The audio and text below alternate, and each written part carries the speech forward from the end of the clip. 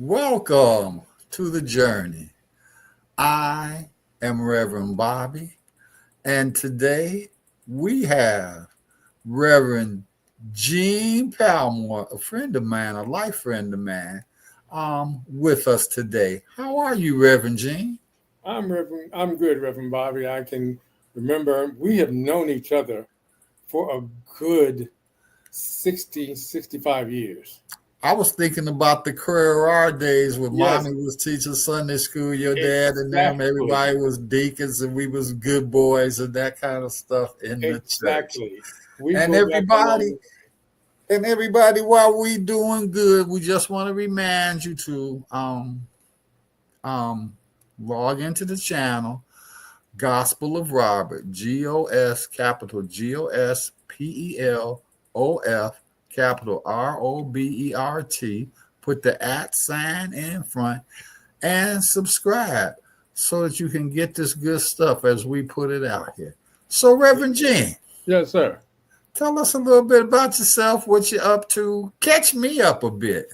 Well, every time I talk, Bobby, I'm reminded one of our Creole days, but even more so when my brother and I came to Morehouse, um, and you and Johnny were sophomores, I think. Yes. And that was in the fall of 1972. And we stayed in your room for homecoming. And I remember how life changing that was for me because I knew at that moment that I wanted to go to Morehouse. I knew at that moment, also because of Atlanta. Yeah. I fell in love with Atlanta, but you all and Morehouse made quite an impression on me, other than the impression that our parents had given us over the years of what Morehouse represented, and of what all HBCUs Yeah. represented. And So, since then, so what were some of those things that Morehouse represented that you took with you later on in life? well, one, that black men are leaders. We are leaders. We are um, geniuses. We are creative forces. And we are an affirmation that the world rarely sees. We are an affirmation that um, is reinforced with every year that we attended Morehouse. We never were talked down to, but we were always required to lift ourselves higher and higher, no matter how incremental those stages might have been. Right, right. Morehouse represented to me excellence. It represented to me. It just connected me to the past. It helped me to understand what our ancestors, our grandparents, basically, I'll go back to them. That's as far. Our grandparents endured during after World War II and segregation and what they sacrificed to get us one to Morehouse and then to believe in Morehouse and all the dreams and hopes that were embedded within us. That no matter how big we rose or whether we rose by little steps, whether the world knows the changes we made or whether the world is acknowledges all the changes, that we made a difference and that Morehouse and all HBCUs are important. I can't stress more how um, being a Morehouse man means to me. It's different. You hear, I don't know if you're familiar with this or if you have come across the same thing. When people ask me where I went to school, I said I went to school in Atlanta, Mhm. and they look at me and they say, "Oh, you must be one of those Morehouse men." Mhm. And I said, "Exactly." Exactly. And then I said, "But the difference is you didn't ask me where I graduated from. Right. You asked me where I went, and Right. then you described me not by my degree, but what kind of man you expect me to be."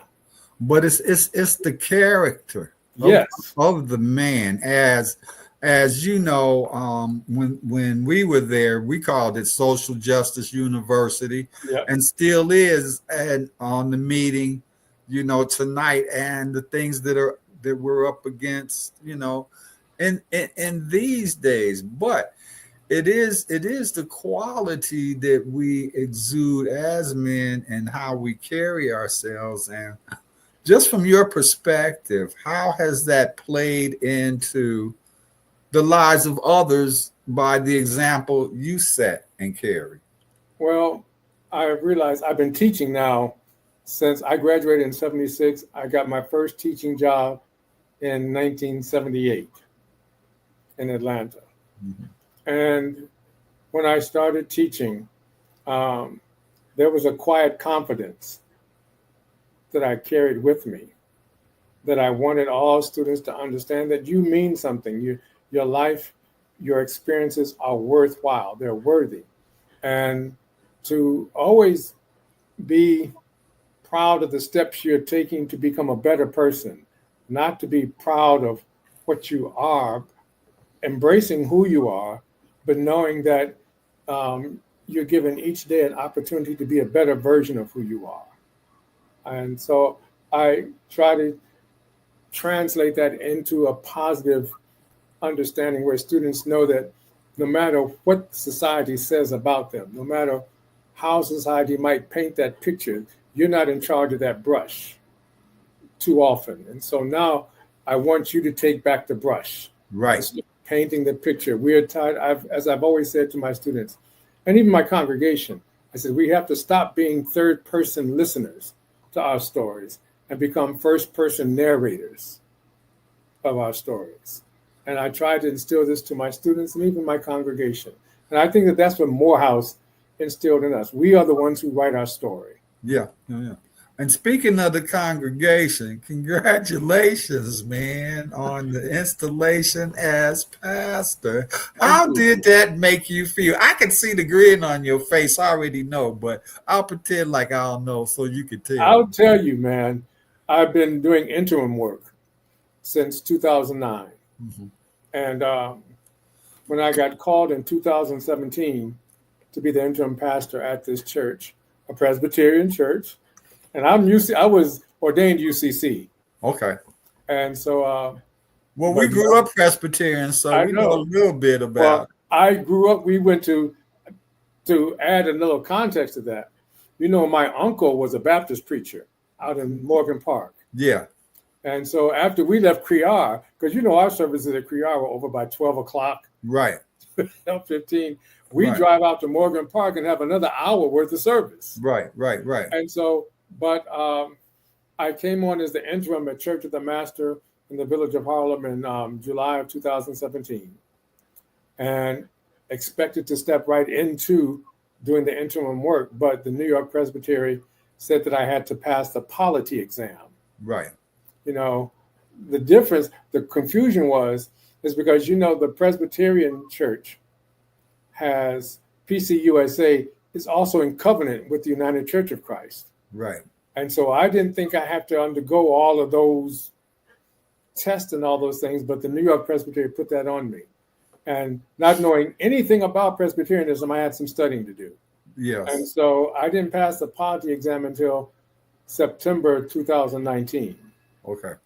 And so the goal was 2019, we start doing our mission review, get the New York Presbytery to approve a PNC, Pastoral Nominating Committee, get through all that by 2021, 2022. I was out of there, but then COVID hit. Yeah.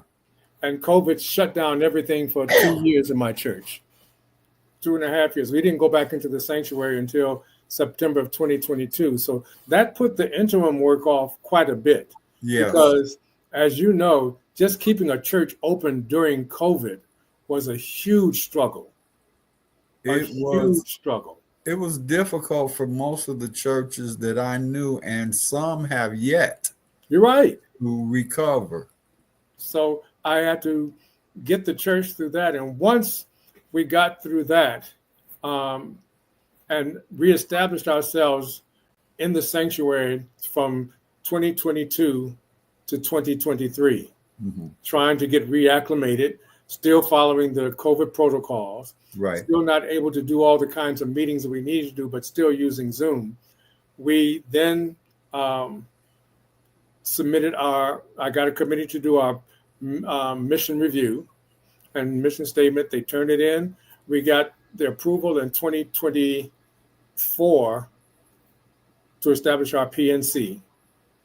And my congregation was not interested in doing a long, protracted search. Right. When they started searching in 2023, 24, they had already had 5 search committees since 2005. Mm-hmm. And that's what, 15, that's 20 years. That's 20, yeah. That's 4 pastors every 5 years. Yeah. And that's not good. No. Not at all. And so the congregation had made up their mind they were not going through a long search. So they got the New York Presbyterian to allow us to do a designated search, which meant all they had to do was interview maybe 3 people, knowing that I was going to be one of them. Right. And then that made it easier. And once they did all that, the church approved it, and it went through the New York Presbyterian okayed it, and that's where we are today. And I'm glad. To be transparent with you, Bobby. Once we started the search in 2023, 24, I told them, I said, look, by the time this is approved, I'm going to be 70 years old. So if you all interview somebody who is under 50 years old, who is a good candidate that can be one for the future, that's the one I think you all need to go with. Yeah. It won't hurt my feelings. Yeah. You won't. But they said, nope, we want you. I said, fine, as long as you know, I'm not trying to be here until you all wheel me up to the pulpit. But I think that you bring a stability. That's the point. That they needed, as it's still in transition. And by you being up front saying if you can get someone for longevity who's a good candidate, I mean that right there sold them on you, amen. Because who's that big of a person these days? I mean, in any line that we do. So how you feel being up there in Harlem, all historic and stuff? Man, I love Harlem. When I moved to New York in 1981, the only place I wanted to live was Harlem because of one person, and that was Langston Hughes. Mm-hmm. I wanted to experience. I knew Langston's Harlem was gone, yes, but I still wanted Harlem because it is, at that time, it was the most recognized Black community in the world. Yes. In the country. You could mail something to an address, say 205 West 143rd Street, Harlem, USA, and it would get there. Right.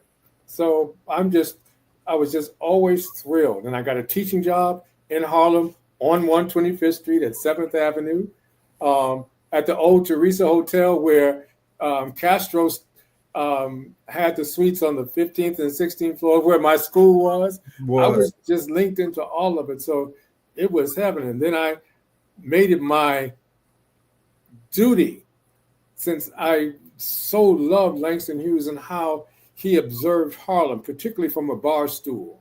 Mm-hmm. I went to all the clubs Langston would talk about in his short stories, especially in his simple stories. I went to Small's Paradise. I went to the Cotton Club, though that was hard to get in. Right. I went to the Red Rooster. I went to all of these places just to get a feel and to try to see Harlem from a bar stool, to see every man, to see every person. So being in Harlem was and is a joy for me.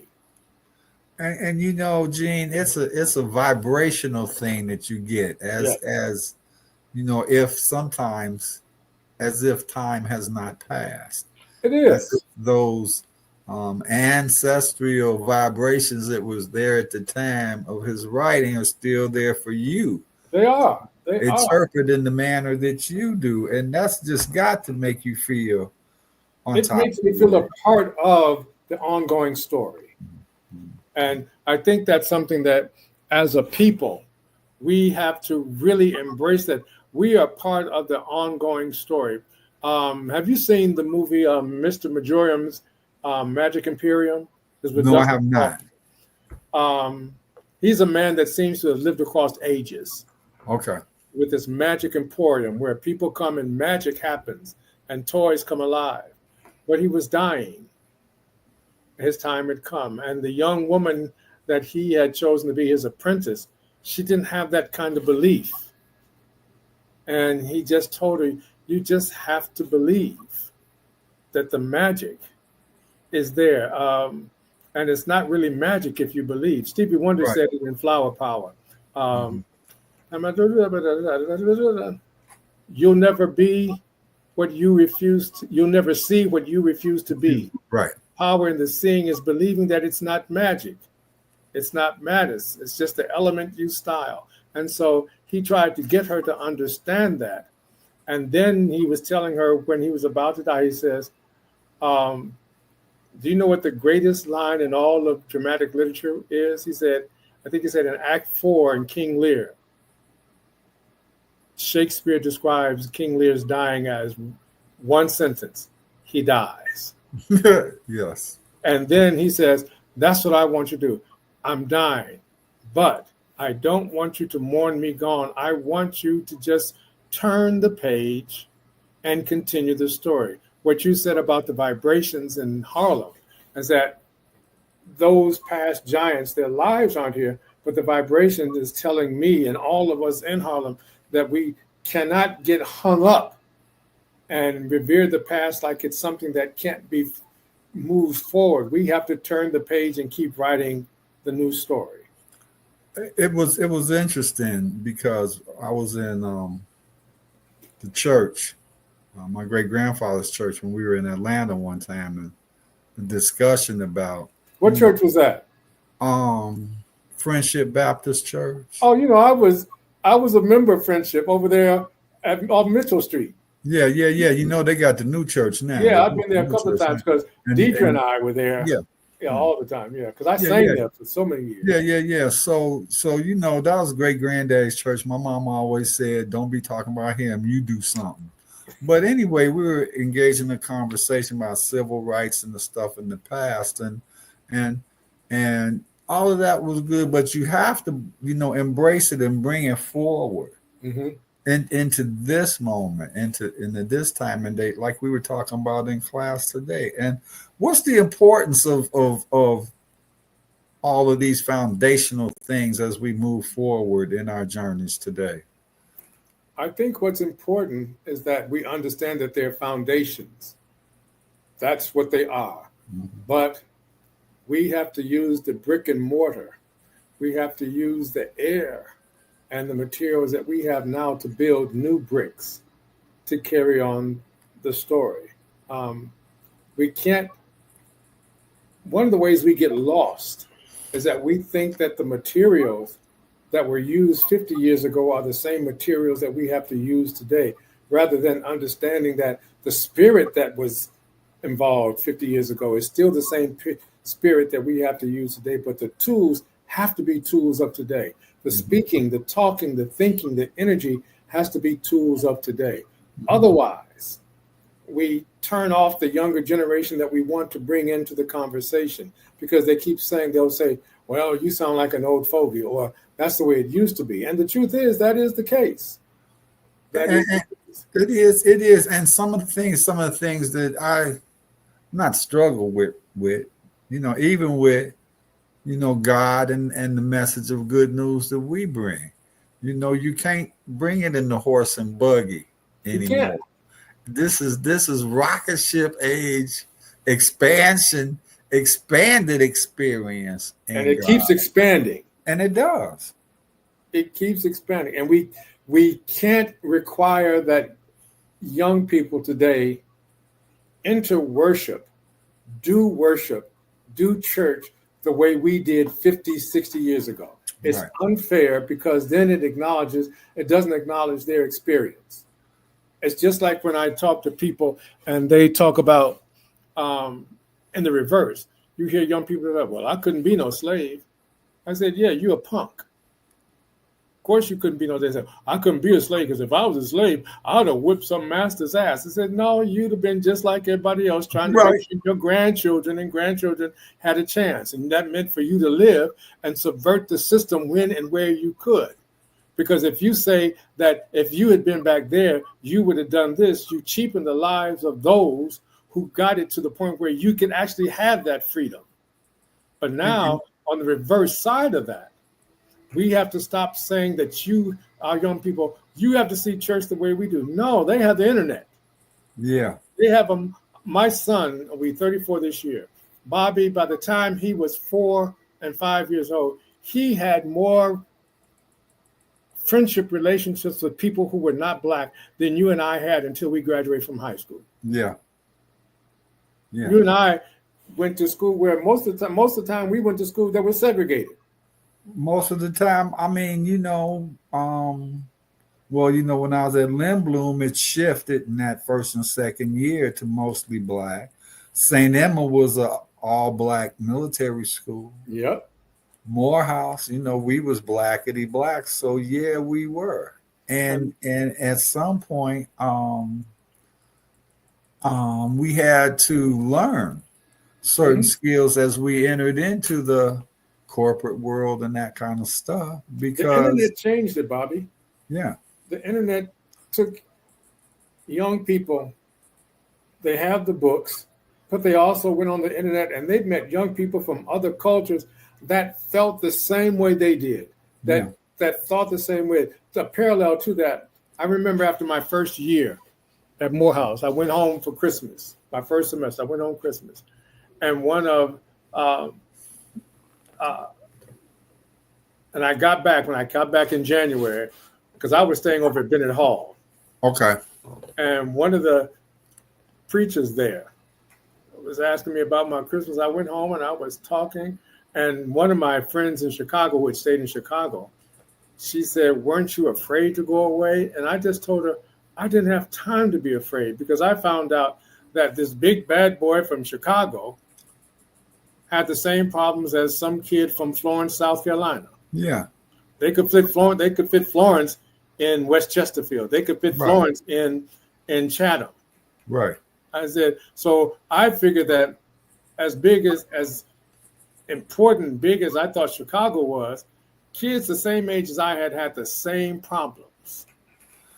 And and so that was one of the good things, though. Like when I was at St. Emma and Morehouse, because the guys, we had the same problems, the same stuff, and most of them was my friends from here, just in different bodies. yeah, But we got to learn a lot and we about expanded ourselves and the our culture. our breadth of knowledge Yeah. was expanded because Morehouse insisted that we learn how to think critically, That's, which is one of the things that has been attacked for the past, whether we realize it or not, it's been literally attacked for the past 30 years. well, I tell people, Gino, that right after we came through school, grammar school, critical thinking, the classes that supported critical thinking, the curricula that supported critical thinking was starting to be removed Yeah, way back then. exactly. To create a, if you will, dummied down society that Of we have course. today, because nobody thinks. And how detrimental is that to us as a whole society, do you think? It's, Bobby, it's so instrumental because when you can't think, that means you will accept what everybody else, you'll accept what someone who sounds important but isn't important as being truth. We are caught up in a time now where 30 to 35% of the population of this country believes the word of a man who has no relationship with the truth, Right. who is as slick as he is, as conniving as he is. He's really an ignorant man. Very much so. He's ignorant. He cannot think for himself. But because he sounds so big and bad, because I'm going to winning at all costs, meaning I'm going to bully you, I'm going to scare you, they really think that that's leadership, when all we have to do is pull the curtain back and see that the man behind the curtain is unimportant. It's the man that you don't see at all that are pulling the. So critical thinking is so important because when you don't critically think for yourselves, you're going to be led by some force that's going to continue to reinforce something that they know that you'll fall for, knowing that you won't look any further than what you see in front of you. I was I was telling a friend of mine on broadcast TV with all the digital channels, the um, perspectives that are being shown um, consistently, bombarding Mm-hmm. one's mind, one's consciousness. And as much as I love everybody, we have to learn how to protect our minds. We have to learn how to choose the things that we watch, that we hear, because it's very detrimental to one's psyche. The messages that are coming across every day, everywhere. And so many of those messages are subliminal, but they keep being repeated over and over until you begin to not even recognize that you've been influenced to think that way. I tell my students all the time, yeah, it's good to watch television programs, but pay more attention to the commercials Yeah, yeah, because the commercials tell you how the advertisers want you to think, not how things are, but how they want you to think. yeah. While behind that curtain, while in the rooms that you don't see, they are secretly doing the things that destroy the critical thinking, the mechanisms that allow you to make decisions. You you find out thinking that you see these commercials that everything seems, oh, we have a multicultural society. Well, that's the picture that they want to paint. But behind the scenes that's being played out, the scenes that are being played out daily in government is that this is not a multicultural situation because we are trying to Mhm. erase all the things that have been put into place over the last 50, 60 years, erase them so that we can go back to a time when the most insecure subset of our country, white male men, are back in charge of everything. I was one night in my meditative period, I was like, so listen, Lord, you know, this is like textbook. Like, I can pick and choose and every move that they're making, just um, lay it out. And I said, I don't have the resources to go up against her. You know what Yeah, God said? God said, but you got me. And I said, okie dokie. So, that's a good point. I sorry to interrupt you, but um, last Sunday my sermon was called "Enough is Enough," mhm, and the one side of the "enough is enough" is that people have to rise up and say, "Enough is enough. I'm tired of this." But the other side of enough is enough is where you say enough is enough because in Jesus is enough. And if I got that, then all the other enough, there's nothing they can do that can beat the enough I got. and that's the attitude, and that's what we have to stand on. I was telling them today in our meeting. They said, you look good, but you look kind of beat up. I said, no, not really. I said, I've been doing some heck of a lot of prayer work and stuff to keep, this stuff out of Chicago. Mm. 'Cause it'll be a real mess, Because they're coming for you. You know that. because they coming for them, and these guys here, they like, I don't know, I don't know, they'll go up against them and see, if they could take them or something. I don't know, but I'm glad they not here. I'm glad right now I don't have to worry about it, and I'm glad there's a whole lot of people on the earth like you and myself and the other brothers that I told them again. I said, we used to call this, social justice university when we was here, and they giggled, but we still at it. So listen, Mm-hmm. in the next, 90 seconds, just wrap us up, man. Give us something to hold on to until you and I could do this again. Well, One of my favorite writers is Og Mandino. Have you read any of his works? Yes. Um,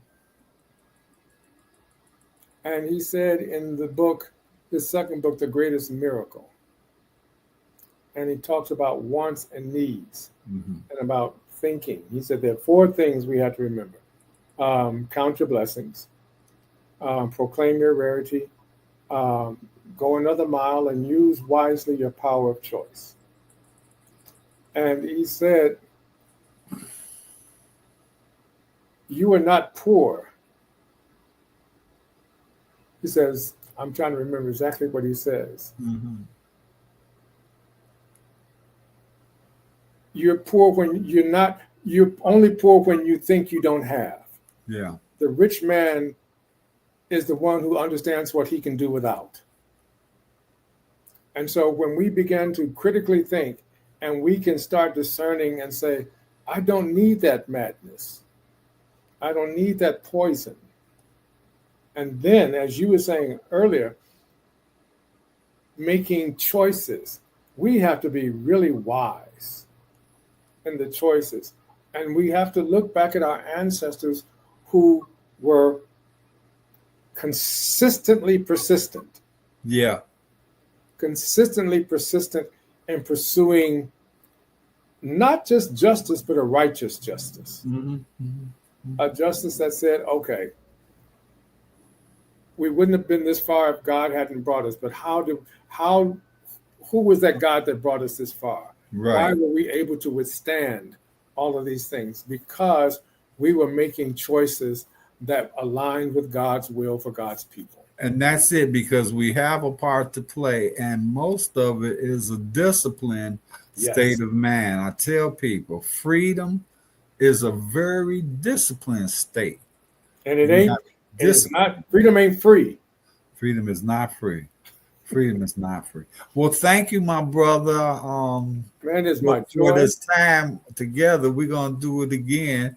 We got to. And everyone, make sure to go to YouTube, sign on to the channel, Gospel of Robert, capital GOSPELOF, capital ROBERT.